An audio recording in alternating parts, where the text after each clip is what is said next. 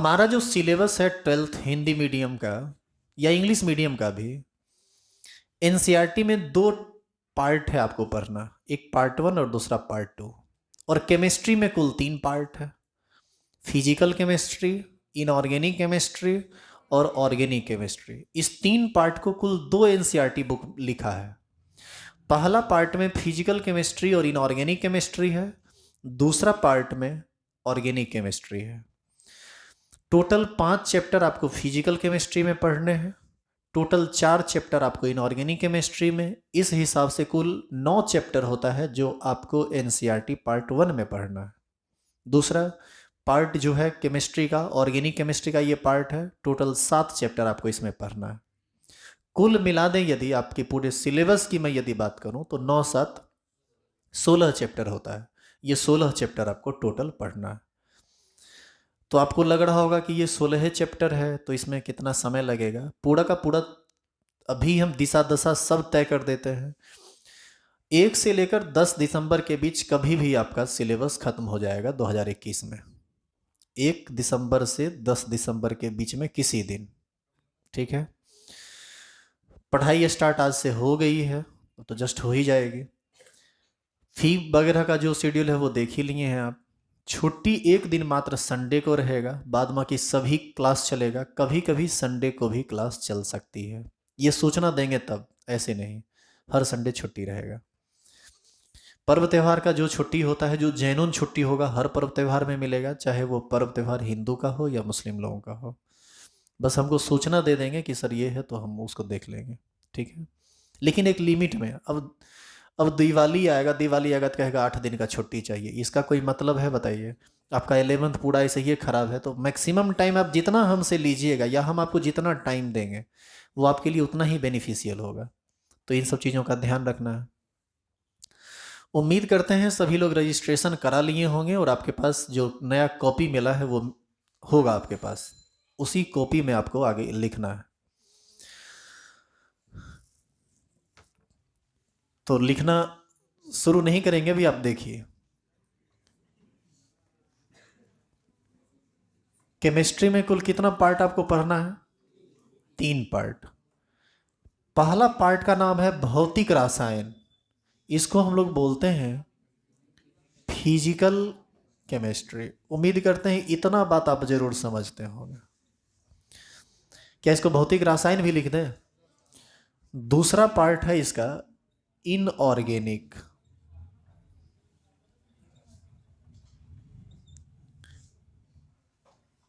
इसको बोला जाता है अकार्बनिक रसायन। और तीसरा पार्ट और लास्ट पार्ट है केमिस्ट्री का ऑर्गेनिक केमिस्ट्री,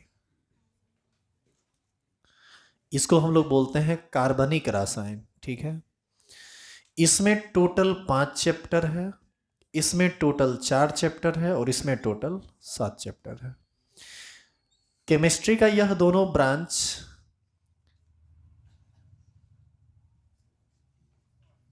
एनसीईआरटी पार्ट 1 में है और यह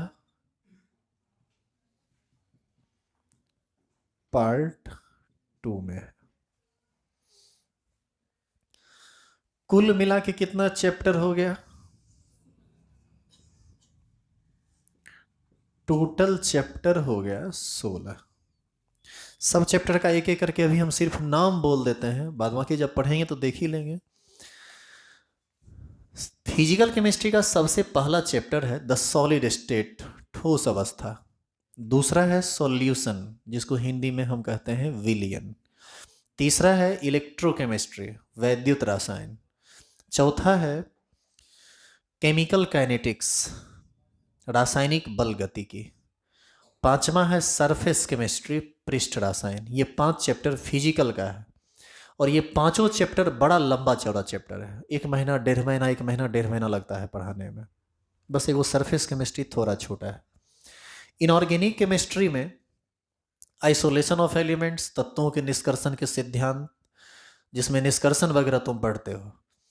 उसके बाद है पी ब्लॉक एलिमेंट्स, फिर है D and F block elements और फिर है कोऑर्डिनेशन कंपाउंड, जिसको हम लोग उप सहसंयोजन यौगिक कहते हैं। कुल मिलाकर ये 9 चैप्टर है और ऑर्गेनिक केमिस्ट्री में पहला है हेलोएल्केन एंड हेलोएरिन्स, दूसरा है एल्कोहल फिनॉल एंड ईथर्स, तीसरा है aldehyde ketone and carboxylic acid, चौथा है एमाइंस, पांचवा है बायोमोलिक्यूल्स जिसको हम जैव अणु कहते हैं, छठा है पॉलीमर जिसको हम बहुलक कहते हैं, और लास्ट है केमिस्ट्री इन एवरीडे लाइफ, हमारे दैनिक जीवन में रसायन, जिसका हम सिर्फ इंग्लिश बोले हैं वो सिर्फ इंग्लिश में ही होता है। अब एल्डिहाइड का हिंदी कुछ तो होता नहीं है, तो इसीलिए तो कुल मिलाकर यह 16 चैप्टर जो हम आपको नाम सुनाए हैं, इसको हम जब पढ़ेंगे तो एक एक करके आएगा ही, इतना है।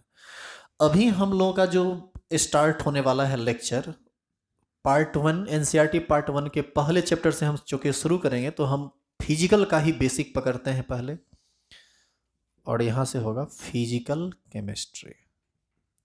मतलब हम लोग अभी किस पार्ट को टच कर रहे हैं? फिजिकल केमिस्ट्री को।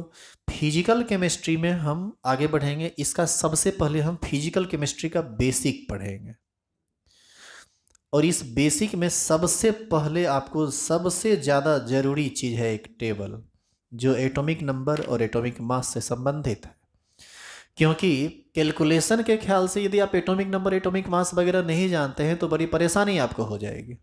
तो पहले हम उसी को देख लेते हैं। वैसे तो 11th में आप इसको खूब रटे हैं, लेकिन फिर भी बहुत सारे लोगों को लिखा हुआ नहीं है। अच्छा बात यह है कि पहला दिन पहला पेज पर ही आप लिख लीजिएगा एटॉमिक नंबर एटॉमिक मास, तो बाद में जब खोजना पड़ेगा तो एक के बार में ना पेज पलटिएगा, निकल जाएगा।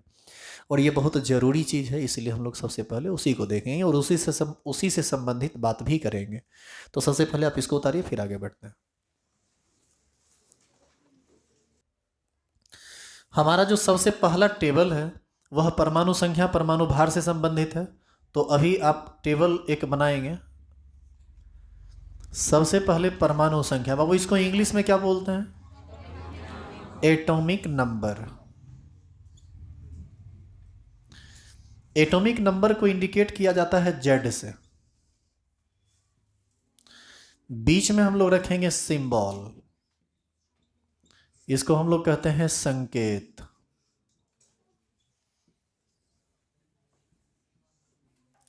और इधर होगा एटॉमिक मास, इसको बोलते हैं परमाणु द्रव्यमान।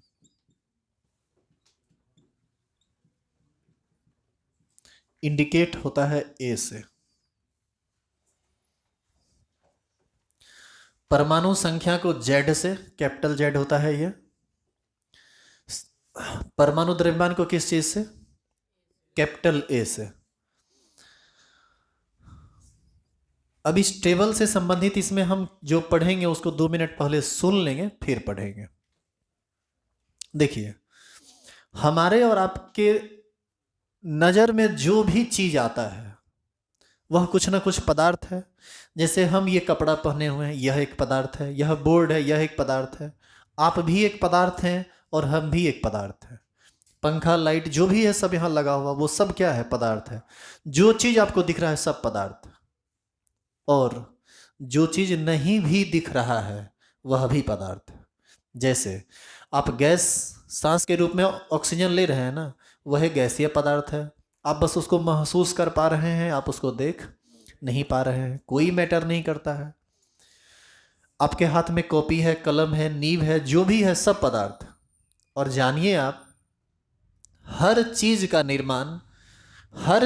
निर्माण परमाणु से हुआ है। सब चीज परमाणु से ही बनता है। तो अलग अलग तरह की चीजें हैं तो परमाणु भी अलग अलग तरह के हैं। जैसे कुछ परमाणु हाइड्रोजन है, कुछ हीलियम है, कुछ सोडियम है, एल्युमिनियम है, कॉपर है, ये सब नाम तो जरूर आप सुने होंगे। हालांकि बाद में आप कहेंगे कि सर जब हर चीज का निर्माण परमाणु से ही हुआ है तो अणु क्या होता है, आयन क्या होता है?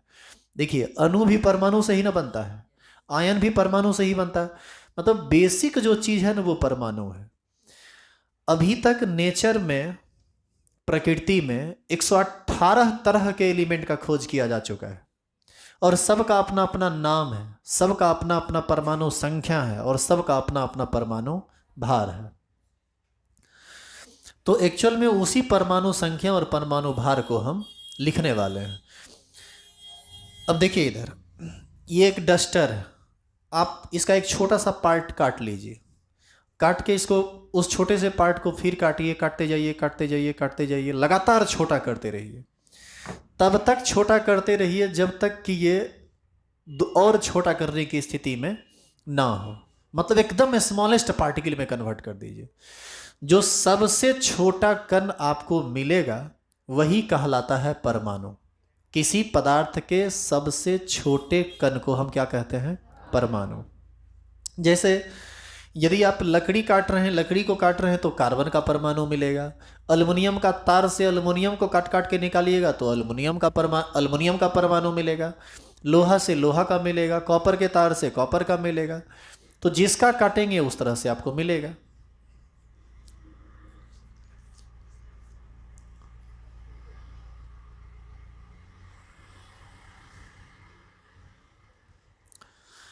तो नेचर में कुल कितने तरह के ऐसे ऐसे एलिमेंट आपको मिल सकते हैं? 118 है। और मॉडर्न पीरियोडिक टेबल में देखो इस सभी 118 एलिमेंट को दिखाया गया है।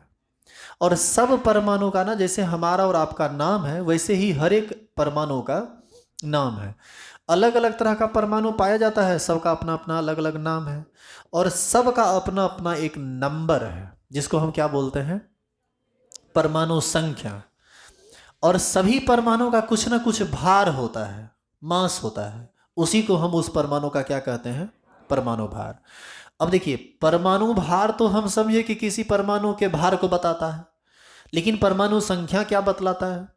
परमाणु संख्या क्या बतलाता है, परमाणु भार और हमारी किस चीज़ में मदद करता है, इन सभी चीज़ों को हम इस टेबल को पढ़ने के बाद समझेंगे। ठीक है, तो पहले आप टेबल पूरा कीजिए और हमारे साथ साथ चलेंगे इसमें अब ज़्यादा देर नहीं करना है। परमाणु संख्या 1 किसका होता है? हाइड्रोजन। परमाणु भार भी 1। 2 किसका? हीलियम। परमाणु भार 4। 3 किसका? लिथियम। परमाणु भार 7। एक बात फिर सीखिए, जितना भी सिंबल है वह या तो 1 लेटर का है या 2 लेटर का है। और पहला लेटर हमेशा कैपिटल होगा और दूसरा लेटर हमेशा स्मॉल होगा। जैसे हीलियम का H कैपिटल है, E स्मॉल है। लिथियम का L कैपिटल है, I स्मॉल है। नाइट्रोजन लिखते हैं तो सिर्फ नाइट्रोजन का सिंबल सिर्फ N होता है, तो N कैपिटल लिखेंगे, वहाँ पर स्मॉल नहीं लिखेंगे। जैसे हम लोग कैल्शियम कार्बोनेट लिखते हैं तो ये होता है CaCO3। इसी को आप देखिएगा कोई कोई ऐसे लिख देता है CaCO3। पता है ये गलत है, क्योंकि CO इंडिकेट करता है कोबाल्ट को, जबकि ये CO कोबाल्ट नहीं है। यह C कार्बन है और यह O ऑक्सीजन है। 3 एटम ऑक्सीजन, 1 एटम कार्बन और 1 एटम कैल्शियम। तो इस बात को आपको समझना पड़ेगा। तो फर्स्ट लेटर किसी भी सिंबल का हमेशा capital, second letter small.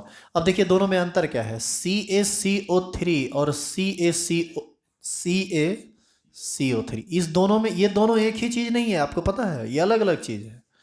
Calcium परमाणु कोबाल्ट का 3 परमाणु, कैल्शियम परमाणु कार्बन परमाणु, ऑक्सीजन परमाणु ऑक्सीजन का 3 परमाणु है ना, दोनों डिफरेंट। हालांकि इस चीज़ का निर्माण नहीं होता, ये गलत है। तो सबको तो खैर हम बाद में समझेंगे। इसीलिए हमने कहा कि आप यदि सिंबल को ढंग से नहीं लिखेंगे तो पता चलेगा कि आता हुआ चीज़ आप गलत कर बैठ रहे हैं। एटॉमिक नंबर 4 किसका होता है? बेरिलियम का, जिसका एक सिंबल होता है Be और एटॉमिक नंबर होता है, एटॉमिक मास होता है इसका 9। ये साथ साथ लिखते जाइए। तो 1 से 30 तक हम लगातार चलेंगे, उसके बाद कुछ इंपॉर्टेंट है 2-4 गो उसको लिख लेंगे और इसको हमेशा याद रखेंगे आगे के लिए।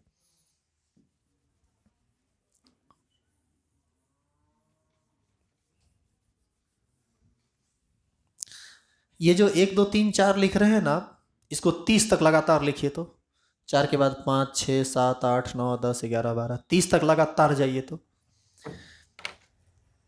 1 से लेकर 30 तक आपको हर हाल में याद रहना चाहिए।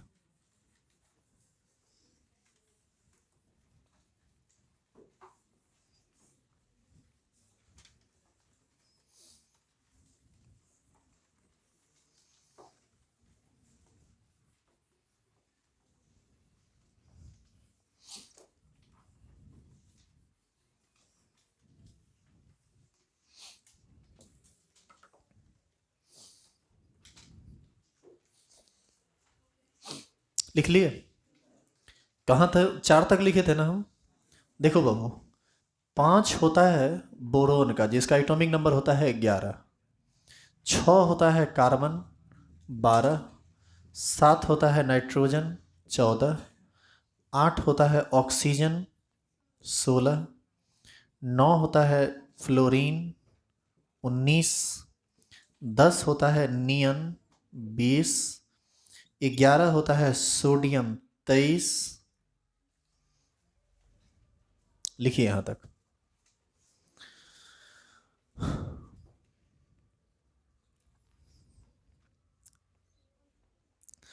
बैठने के बाद किन्हीं को यदि देखने में समस्या आती है बोर्ड देखने में, तो आप अपने जगह को चेंज कर लीजिएगा, ठीक है।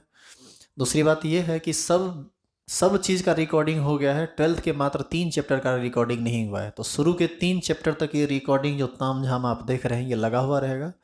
उसके बाद सारा सिस्टम हट जाएगा, बोर्ड जैसे बेंच लगा हुआ लग जाएगा, फिर आपको किसी तरह का कोई दिक्कत नहीं होगा, पूरा बोर्ड यूज भी होगा। बाद में वो बोर्ड हटेगा, डिजिटल बोर्ड वहाँ पर लगेगा जिसका ऑर्डर हुआ है, लेकिन वो लगता है मार्च अप्रैल तक लगेगा। हो गया, लिख लिए।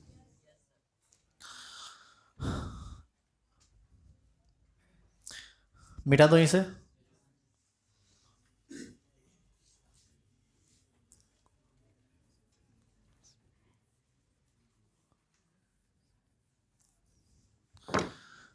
बताइए 12 किसका होता है? 12 होता है मैग्नीशियम का, मैग्नीज का 25 होता है, एटॉमिक नंबर 20, एटॉमिक मास 24। 13 होता है अल्युमिनियम, 27। 14 होता है सिलिकॉन, 28। 15 होता है फास्फोरस, 31। 16 होता है सल्फर, 32।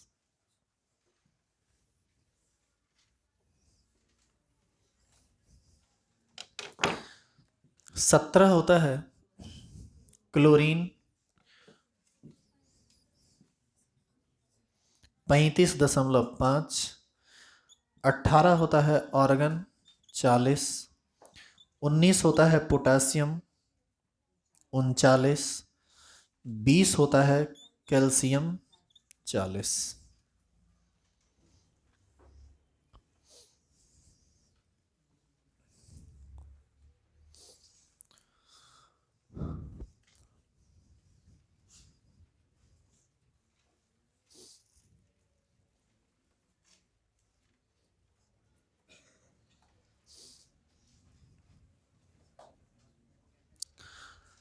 आगे लिखें।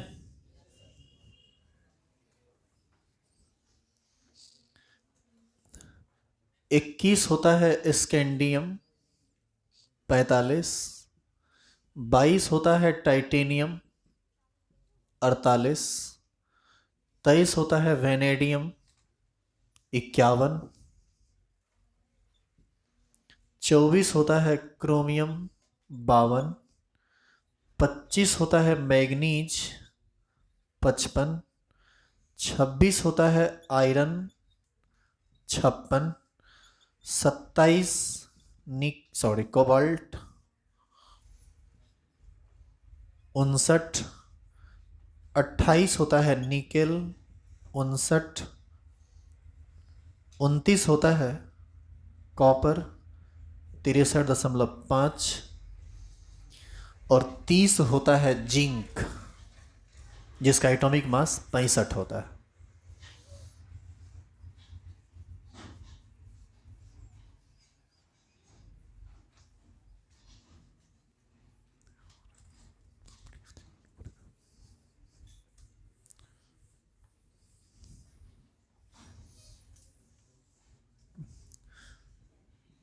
तीस जिंक, 65।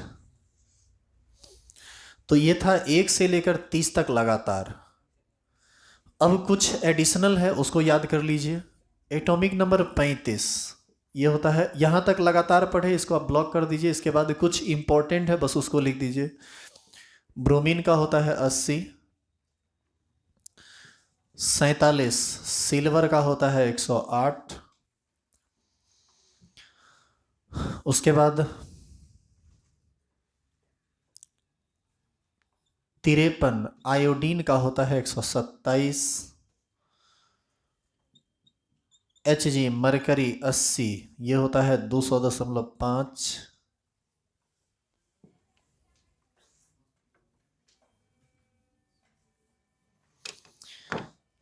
ये चार वह एलिमेंट हैं जो इसके सिवा भी आपको आएगा पढ़ने के लिए, इसके एटॉमिक मास और एटॉमिक नंबर की ज़रूरत पड़ती है। अब यदि किन्हीं को ये समस्या है कि सर ये जो सिंबल आप लिख दिए ये हमको पता ही नहीं चलता है कि ये मैग्नीज है, ये क्रोमियम है, ये आयरन, वेनेडियम है, आयरन है, जो भी है, कल एक पीरियोडिक टेबल, एक बड़ा सा पीरियोडिक टेबल उस दीवार पर वहाँ लगेगा, ठीक है। जिनको भी समस्या हो 5 मिनट पहले आकर सबके नाम को चाहें तो लिख लेंगे, एटॉमिक नंबर को देख देख के, ठीक है, सिंबल को देख के। हालांकि हमको लगता है कि इसमें दिक्कत होना नहीं चाहिए, लेकिन यदि किसी को समस्या है तो अपना लिख लीजिएगा। वो पीरियोडिक टेबल बन के आया हुआ है, सिर्फ लगा नहीं है, वो लग जाएगा। यहाँ तक क्लियर है? स्टार लगाइए, हेडिंग डालिए परमाणु। परमाणु को ही इंग्लिश में हम लोग कहते हैं एटम।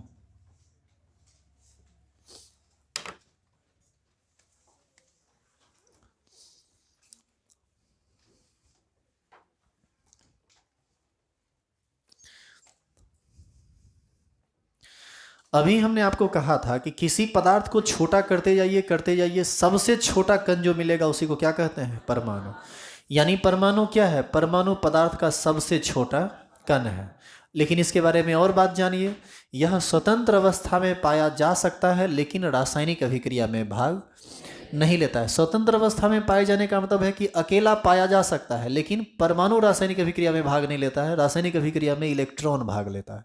ये सब बाद में हम देखेंगे, परिभाषा लिखिए पहले। लिखेंगे पदार्थ का वह सूक्ष्मतम कण, पदार्थ का वह सूक्ष्मतम कण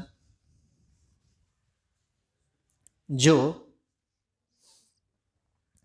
पदार्थ का वह सूक्ष्मतम कण जो स्वतंत्र अवस्था में पाया जा सकता है, स्वतंत्र अवस्था में पाया जा सकता है, परंतु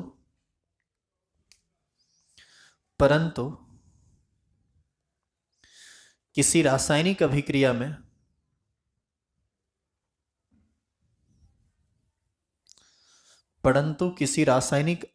में भाग नहीं लेता है।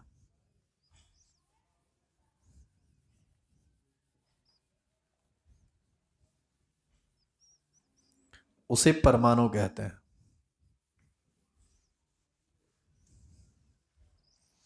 उसे परमाणु कहते हैं।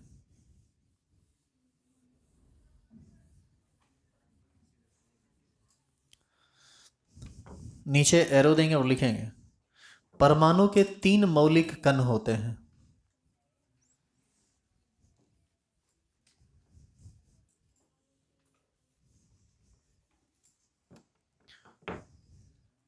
परमाणु के 3 मौलिक कण होते हैं। There are 3 fundamental particles of atom: electron, proton and neutron. ये बात तो आप पहले से जानते होंगे कि किसी भी परमाणु का निर्माण 3 कण के आपस में मिलने से होता है, इलेक्ट्रॉन, प्रोटॉन और न्यूट्रॉन। तो लिखेंगे इलेक्ट्रॉन, प्रोटॉन। इलेक्ट्रॉन ऋणावेशित कण होता है, इसलिए E- से, प्रोटॉन P+ से क्योंकि यह धनावेशित कण होता है। और तीसरा है न्यूट्रॉन, इस पर कोई आवेश नहीं होता है, इसीलिए यह N0 से सूचित होता है। हमने कहा कि किसी पदार्थ का निर्माण परमाणु से होता है, और परमाणु का निर्माण किस चीज से होता है? इलेक्ट्रॉन, प्रोटॉन और न्यूट्रॉन से। हर एक परमाणु में इलेक्ट्रॉन, प्रोटॉन और न्यूट्रॉन की संख्या निश्चित होती है, और यह संख्या आपको निकालने के लिए आना चाहिए कि किस परमाणु में कितना इलेक्ट्रॉन, कितना प्रोटॉन और कितना न्यूट्रॉन होता है। तो आप यह बात स्टार दे के लिख लीजिए, नंबर ऑफ इलेक्ट्रॉन बराबर होता है नंबर ऑफ प्रोटॉन, और यह हमेशा बराबर होता है एटॉमिक नंबर के। इसका यह मतलब हुआ कि किसी परमाणु की संख्या जितनी है उतना ही उसमें इलेक्ट्रॉन भी होगा, उतना ही उसमें प्रोटॉन भी होगा। और दूसरा नंबर ऑफ न्यूट्रॉन बराबर होता है ए माइनस जेड। ए माइनस जेड का मतलब एटॉमिक मास में से किसको घटा देंगे? एटॉमिक नंबर को।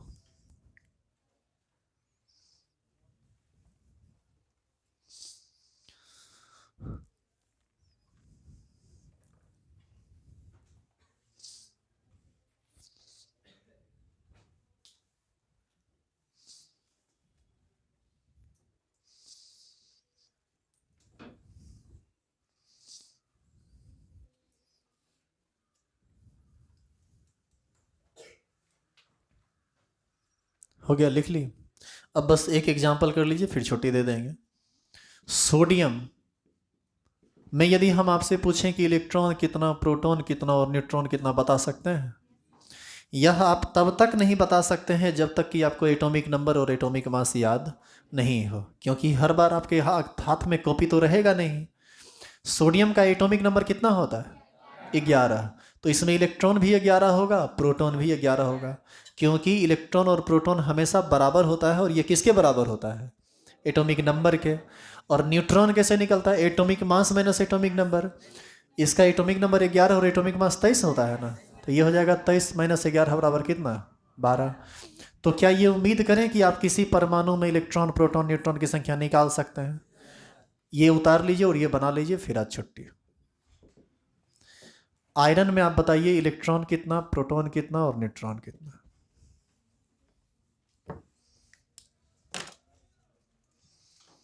दुनिया का इकलौता मात्र हाइड्रोजन परमाणु ही ऐसा है जिसमें न्यूट्रॉन नहीं होता है, उसमें सिर्फ इलेक्ट्रॉन होता है और प्रोटॉन होता है।